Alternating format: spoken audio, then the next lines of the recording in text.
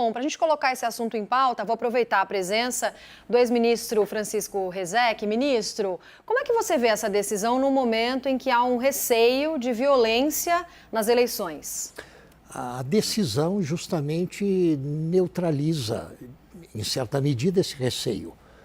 O decreto em questão é que facilitava a compra de armamento, indo na contramão daquilo que acontece nos Estados Unidos da América hoje, onde eles, traumatizados pelos sucessivos descalabros acontecidos lá, por conta da facilidade na compra e no porte de armas de fogo, eles tentam, enfim, voltar atrás aqui e ali. As coisas são mais difíceis lá por conta da autonomia que os estados têm, mas, enfim, essa é uma questão federal nos Estados Unidos e há uma tendência generalizada a corrigir os erros do passado, a interpretar a segunda emenda à Constituição de um modo menos fantasioso do que o que levou à situação atual. E a esses constantes atentados por pessoas, enfim, sem nada na cabeça e com armas poderosas na mão, podendo causar Enfim, a decisão do Supremo vai nesse sentido, aquele sentido que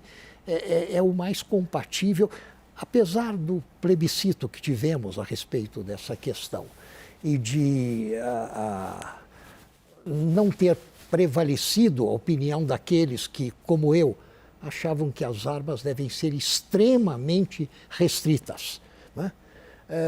O que o Supremo diz agora, a meu ver, é o mínimo que ele poderia dizer nesse momento.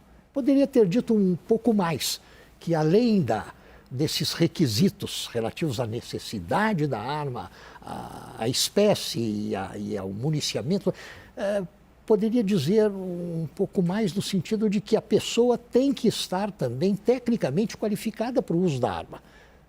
Senão é ela que vai ser, como aconteceu com um funcionário do Supremo Tribunal Federal há muitos anos no Rio de Janeiro. Ele, por força do cargo que tinha de segurança e motorista, estava lá com uma arma, mas sem nenhum preparo para usá-la.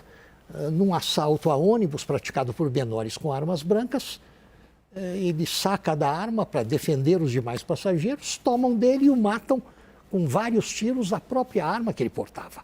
Quer dizer, é uma coisa extremamente lesiva ao interesse coletivo e aqueles que fossem autorizados, excepcionalmente, ao porte de arma, deveriam, além dos outros requisitos que já foram afirmados pelo Supremo, deveriam revelar também alguma capacidade técnica do uso da arma para não serem eles próprios as vítimas. Caio, impacta na campanha de Jair Bolsonaro, pelo presidente ser um grande apoiador do armamento da população?